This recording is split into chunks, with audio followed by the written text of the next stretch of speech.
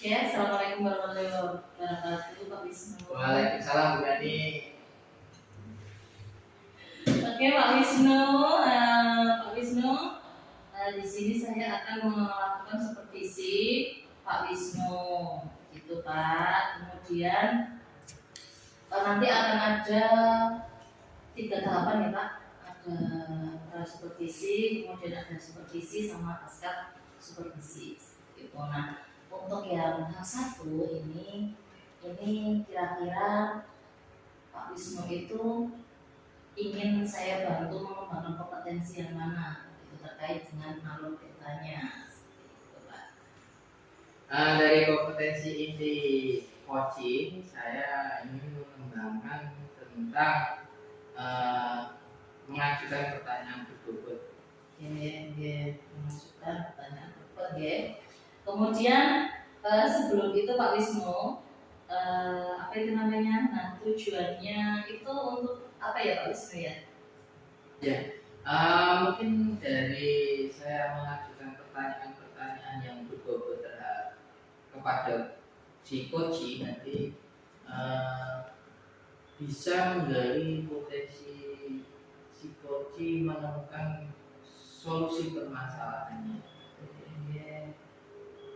Ya, selanjutnya Pak Wisnu, bagaimana nanti yang Pak Wisnu tuh ingin saya itu mengamati bagaimana?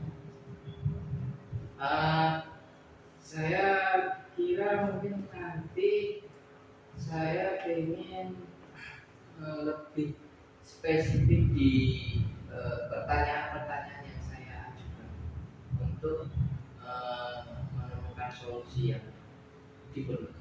Oke, baiklah. Sebelumnya ini ya Pak Wisnu ya.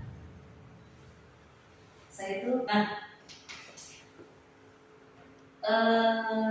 selanjutnya Pak Wisnu, harapan apa yang nanti ketika observasi yang kita lakukan ini bisa berjalan Pak Wisnu? Tentunya harapan yang saya inginkan nanti ada umpan balik atau saran dari panjenengan untuk pengembangan kompetensi saya khususnya di percakapan coaching Bu Nani. Siap. Oke Pak Wisnu, ini langsung aja untuk nanti untuk permasalahannya dari coaching. Jadi nanti bisa saya amati langsung. Baik, terima kasih Bu Nani. Sama Pak Wisnu. Selamat siang Bu Asrofi. Selamat siang Pak Wisnu. Gimana kabarnya hari ini? Luar biasa, alhamdulillah. Allah. Masya Allah. Semangat ya Bu Asrofi. Sudah makan siang? Aduh, nanti percakapan kita nanti nggak terasa dapat tinggal berapa jam loh. Nanti kan kalau lapar nggak terasa. Ya nanti habis ini makan gitu loh. Oh siap. Nah, untuk kesepakatan kali ini, ngomong-ngomong, Bu Asrofi akan menyampaikan permasalahannya seperti apa? Permasalahan saya yang sering saya hadapi Pak ya. Ketika saya mengajar di jam terakhir jam 9 sampai 10 itu anak-anak itu sering tidur. Oh gitu. Oh, waktu apa ya namanya itu? Jeda pergantian jam dari jam sebelumnya saya masuk itu anak-anak sudah posisi tidur. Waktu rawan ya, istilahnya waktu rawan berarti jam siang. Tapi dia kalau di pagi hari itu masih fit, masih semangat. Nah, dari permasalahan Bu Asrofi, jadi di setiap jam terakhir, khususnya di jam 10-11 itu menemukan anak-anak yang kurang semangat, sudah merasa lelah, capek, tentunya sudah melakukan pembelajaran dari jam pertama. Nah, untuk percakapan kali ini, apa tahu yang ingin dicapai Bu Asrofi? Saya ingin memiliki solusi dari permasalahan saya itu dari anak. Ketika saya masuk kelas itu anak sudah bersemangat mau mengikuti jam pelajaran saya. Meskipun di jam terakhir nih. Ya, meskipun di jam terakhir. Nah, mulai dari tolak ukur dulu. Kalau nah itu bisa dilihat dari kesiapan siswa. Kalau dengan skala di jam terakhir itu dari antara skala 1 sampai 10, Bu Asro itu merasa kesiapan anak itu di level yang mana? Di skala berapa gitu? Kalau dari jumlah siswa yang kita memiliki kita 34 siswa itu sekitar 30% anak itu masih jadi ya sekitar 4 gitu. Ya, dari skala 1 sampai 4 itu merasa di jam terakhir itu motivasi anak mengikuti pembelajaran atau kesiapan anak mengikuti pembelajaran itu masih rendah di skala 4 nih, dari 1 sampai 10. Nah, nanti keinginan Bu Asrofi sendiri nanti akan pengennya anak itu akan mencapai skala berapa yang diharapkan? Ya untuk jam setelah 8 cukup. Itu ketika saya itu sudah masuk, anak sudah siap bersemangat untuk mengikuti pembelajaran saya. Walaupun ada ya ada yang mengantuk, ketika saya masuk ya anak langsung Deket gitu ya? geget untuk cuci muka atau apa, langsung kembali ke kelas untuk mengikuti jam pelajaran. Baik, nah dari skala tadi dari skala 4 menuju ke skala 8 yang ya tentunya yang ingin diharapkan Bu Asrofi. Nah, hal-hal apa yang harus disiapkan untuk tentunya untuk menunjang pengembangan rencana aksi? Yang pertama mungkin saya harus mengidentifikasi semangat belajar anak, kemudian anak itu tidak semangatnya karena apa.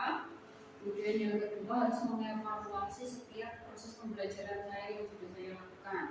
Kalau sudah, nanti dari hasil evaluasi itu saya akan mengembangkan model pembelajaran yang akan saya lakukan.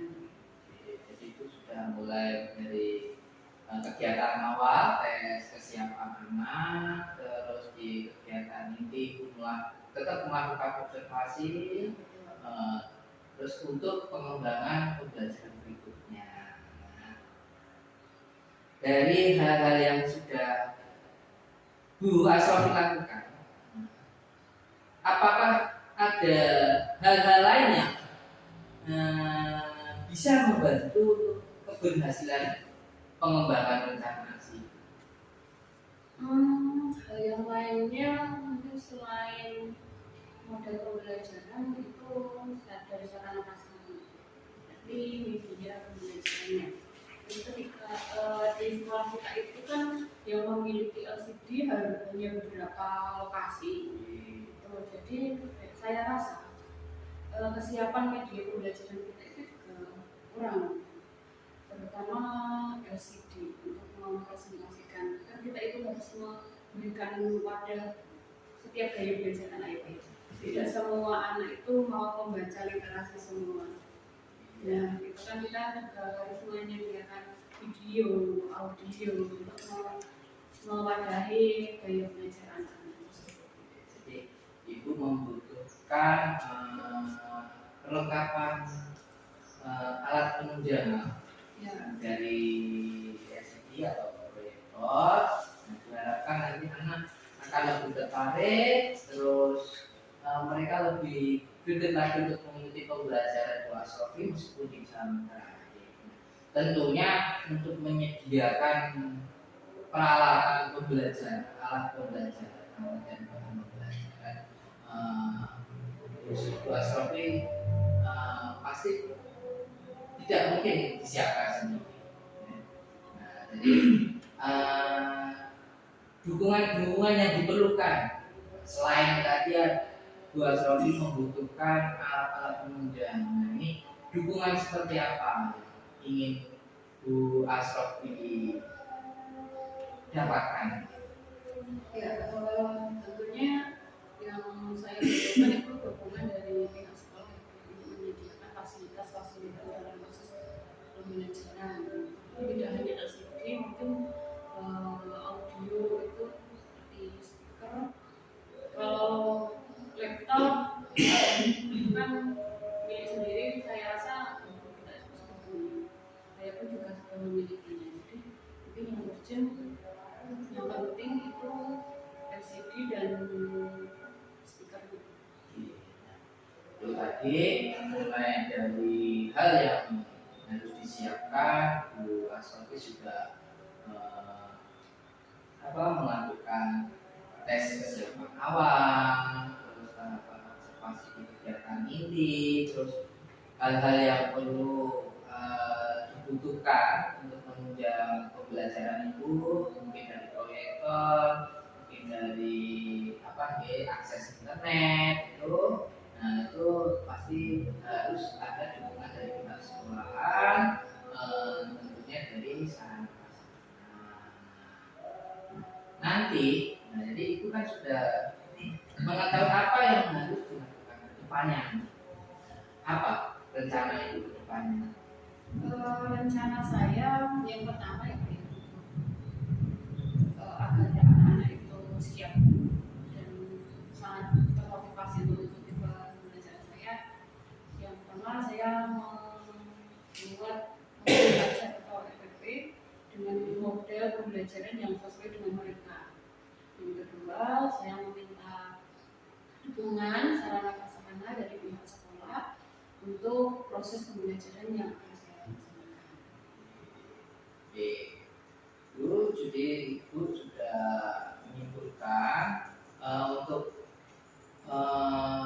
menunjang pembelajaran itu mulai dari modul ajar disesuaikan dengan kebutuhan anak dan pastinya dukungan dari pihak sekolah. Komitmen apa yang Ibu lakukan agar nanti semua itu dapat terencana dengan baik? Komitmen tentunya dari diri saya sendiri ya, untuk bisa melaksanakan rencana kerja saya. Komitmen dari diri saya bahwa saya harus melaksanakan itu agar anak-anak mau bersemangat untuk belajar meskipun di sana. Jadi yang kedua, saya bisa meminta tolong dari anak-anak memberikan refleksi dari kegiatan pembelajaran saya, apa yang harus diperbaiki dari proses pembelajaran saya. Terima kasih Bu Asrofi. Semoga solusi yang Ibu inginkan, yang Ibu sebutkan tadi dapat tercapai dan rencana aksi panjenengan dapat berjalan dengan lancar. Semoga ini nanti dapat berjalan secara lancar ke depannya. Ya, terima kasih atas percakapan kita hari ini ya Pak. Tanpa sadar saya bisa menemukan solusi, ternyata solusinya dari Iya, saya. benar. Saya pun juga belum tentu bisa menemukan solusinya itu sendiri. Nah, semoga bermanfaat untuk kita semuanya, untuk kemajuan sekolah kita. Terima kasih Bu Asrofi. Terima kasih. Assalamualaikum. Waalaikumsalam. Oke, baik Pak Wisnu, tadi saya sudah melihat Pak Wisnu bersama dengan Koji.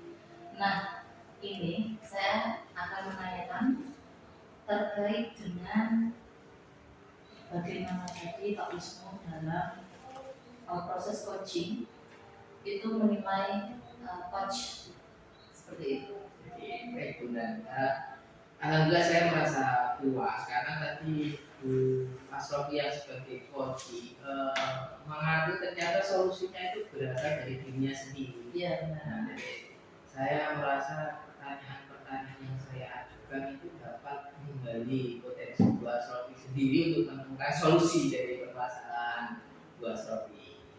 Iya benar. Biasanya itu justru malah sebenarnya terjadi masalah itu sudah ada solusinya sendiri. Nah, oke Pak Wisnu, tadi catatan saya itu semuanya sudah sempurna seperti itu. Nah, ini selanjutnya saya akan mencapai. Baik Pak Wisnu, ini saya akan menyampaikan catatan hasil observasi yang tadi sudah Pak Wisnu lakukan bersama Hoji. Nah, tadi Hoji itu sudah sudah mampu mengidentifikasi seperti itu dengan pancingan dari Pak Wisnu. Nah, tentunya tadi Pak Wisnu mengatakan bahwasanya Pak Wisnu ingin mengembangkan kompetensi terkait dengan mengajukan pertanyaan di bobot. Nah, itu tadi sudah terbukti semuanya sudah Pak Wisnu lakukan gitu, karena Pak Wisnu sedikit memancing Hoji untuk terkait dengan pertanyaan, namun Hoji itu sudah dapat mengidentifikasi, sudah gamblang menjelaskan dan sebagainya seperti itu. Nah, terkait dengan Hoji tadi sudah permasalahan yang ada itu tadi kan terkait dengan di jam-jam rawan itu anak banyak yang tidur seperti itu. Nah, itu Coach sudah menanyakan terhadap Hoji kira-kira faktor penunjang apa yang dibutuhkan, kemudian faktor dari pihak sekolah itu yang seperti apa, faktor pendukungnya dan sebagainya itu sudah mampu Pak Wisnu sudah mampu Pak Wisnu lakukan seperti itu. Oke, selanjutnya pertanyaan selanjutnya terkait dengan bagaimana tadi setelah Pak Wisnu melakukan percakapan, kira-kira tadi itu tercapai membuatan dengan jawaban Bu Asrofi dari Hoji, mendapatkan solusi yang berasal dari dirinya sendiri, saya cukup puas Bu, merasa dapat membantu beliau. Jadi apa yang saya harapkan kita capai. Ini Pak Wisnu, karena ini sudah 2 jam kita berbincang-bincang seperti itu, jadi ini sudah cukup. Bu Ani, terima kasih atas masukan hasil percakapan.